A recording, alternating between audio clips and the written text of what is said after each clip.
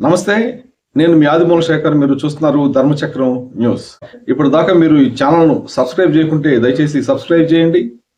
Neat MBBS admission సంబంధించి ఏ వివరాన్నైనా miss కాకుండా వివరంగా సరళంగా తెలుసుకోవాలంటే మాత్రం ఖచ్చితంగా ఈ ఛానల్ను సబ్స్క్రైబ్ చేయండి. అలాగే నా వీడియో నచ్చితే 10 మందికి షేర్ చేయండి, లైక్ చేయండి. మీ పిల్లల్ని ఎంబీబీఎస్ చదివించాలని అనుకుంటున్నారా? ఇప్పుడు నీట్కి ప్రిపేర్ అవుతున్నారా? అయితే ఈ విషయాలు ఖచ్చితంగా తెలుసుకోవాల్సిందే. ఎంబీబీఎస్ చదవాలంటే ఎంత ఖర్చు అవుతుందో వివరించే ప్రయత్నం చేస్తాను. గవర్నమెంట్ కాలేజీలో ఎంత ఖర్చు అవుతుంది, ప్రైవేట్ కాలేజీల్లో అయితే ఎంత అవుతుంది, అదే ఎయిమ్స్ వంటి జాతీయ ప్రాధాన్యత కలిగిన మెడికల్ కాలేజీల్లో ఎంత ఖర్చు అవ్వచ్చు, కన్వీనర్ కోటాలో సీటు వస్తే ఎంత ఖర్చు అవుతుంది, మేనేజ్మెంట్ కోటాలనైతే ఎంత భరించాల్సి ఉంటుంది, ఈ వివరాలన్నీ బ్రాడ్గా చెప్పే ప్రయత్నం చేస్తాను ఈ వీడియోలో. ముందుగా దేశంలోనే నెంబర్ 1 అయిన ఢిల్లీ ఎయిమ్స్లో సీట్ వస్తే ఎంత ఖర్చు అవుతుందో చూద్దాం. ఇక్కడ ఏడాదికి ట్యూషన్ ఫీజు 1350 రూపాయలు మాత్రమే.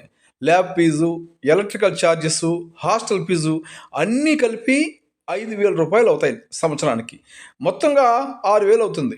మెస్ ఛార్జీలకు నెలకు 3,500 వంతున ఏడాదికి 42,000 అవుతుంది. అంటే అన్నీ కలిపిన ఏడాదికి 50,000 రూపాయల లోపే అవుతుంది. భోజనం, హాస్టల్ వసతితో కలిపి 5 ఏళ్లకు 2.5 లక్షల రూపాయలు ఖర్చు అవుతుంది.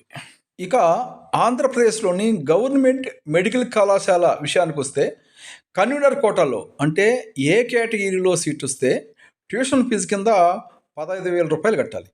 ఇక హాస్టల్, మెస్ ఫీజులు ఆయా కాలేజీలు బట్టి ఉంటాయి. ఇవి కూడా నెలకు 10,000 దాకా ఉంటాయి. ఆ విధంగా చూస్తే కాలేజీ ఫీజులు, హాస్టల్ ఫీజులు అన్నీ కలిపి ఏడాదికి 1,15,000 రూపాయల నుంచి 1,25,000 రూపాయల దాకా ఉండొచ్చు. అంటే ఎంబీబీఎస్ పూర్తి చేయడానికి 5 లక్షల నుంచి 6 లక్షల రూపాయలు ఖర్చు అవుతుంది. ప్రైవేట్ కాలేజీల్లో కన్వీనర్ కోటా సీటు అంటే ఏ కేటగిరీ సీటు వస్తే ట్యూషన్ ఫీజుగా 16,500 రూపాయలు చెల్లించాలి.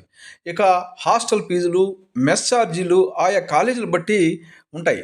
ఇవి ఏడాదికి 2 లక్షల దాకా ఉండొచ్చు. అంటే ప్రైవేట్ కాలేజీలో ఏ కేటగిరీ సీటు వచ్చినా ఏడాదికి 2.5 లక్షల దాకా ఖర్చు ఉంటుంది. అంటే 4.5 ఏళ్లకు 10 లక్షలకు పైగా ఖర్చు భరించాల్సి ఉంటుందన్నమాట. అదే మేనేజ్మెంట్ కోటా అంటే బి కేటగిరీ సీటు విషయానికి వస్తే ఇటీవల కొత్తగా ప్రారంభించిన ప్రభుత్వ కాలేజీల్లోనూ మేనేజ్మెంట్ కోటా సీట్లు ఉన్నాయి. వీటినే సెల్ఫ్ ఫైనాన్స్ సీట్లు అని అంటున్నారు. ఈ సీటుకు ఏడాదికి 12 లక్షల రూపాయలు చెల్లించాల్సి ఉంటుంది. ఇక హాస్టలు, మెస్ ఫీజులు 1,00,000 రూపాయల దాకా ఉంటాయి. అంటే ఏడాదికి 13 లక్షలు ఖర్చు అవుతుంది. కోర్సు పూర్తయ్యేసరికి 65 లక్షల దాకా ఖర్చు అవుతుందన్నమాట. అదే బి కేటగిరీ సీటు ప్రైవేట్ కాలేజీలో వస్తే ట్యూషన్ ఫీజు కింద ఏడాదికి 13,20,000 రూపాయలు చెల్లించాల్సి ఉంటుంది. హాస్టల్ ఛార్జీలు, మెస్ ఛార్జీలు అన్నీ కలిపి 2 లక్షల దాకా అవుతాయి. మొత్తంగా ఏడాదికి 15 లక్షల రూపాయల పైగా వ్యయం అవుతుంది. కోర్సు పూర్తయ్యేసరికి 75 లక్షల రూపాయల దాకా ఖర్చు అవ్వచ్చని అంచనా. అదే ఎన్ఆర్ఐ కోటాలో సీటు వస్తే ఎంత ఫీజు కట్టాలో చూద్దాం. ప్రైవేట్ కాలేజీలతో పాటుగా కొత్తగా ప్రారంభించిన 6 గవర్నమెంట్ కాలేజీల్లో కూడా ఇప్పుడు ఎన్ఆర్ఐ కోటా సీట్లు ఉన్నాయి. గవర్నమెంట్ కాలేజీల్లో ఎన్ఆర్ఐ కోటా కింద సీటు వస్తే సంవత్సరానికి 20 లక్షల రూపాయలు అవుతుంది. అదే ప్రైవేట్ కాలేజీల్లో ఎన్ఆర్ఐ సీటు వస్తే 40 లక్షల రూపాయలు కట్టాల్సి ఉంటుంది.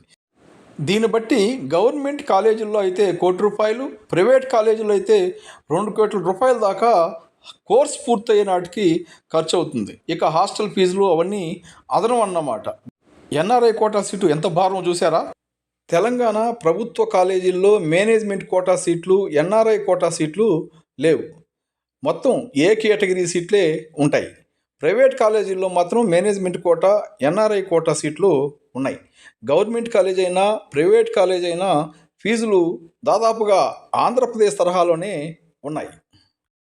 గుండు గుర్తుగా చెప్పాలంటే ఎయిమ్స్ వంటి సంస్థల్లో ఎంబీబీఎస్ పూర్తి చేయడానికి 2.5 లక్షల దాకా అవుతుంది.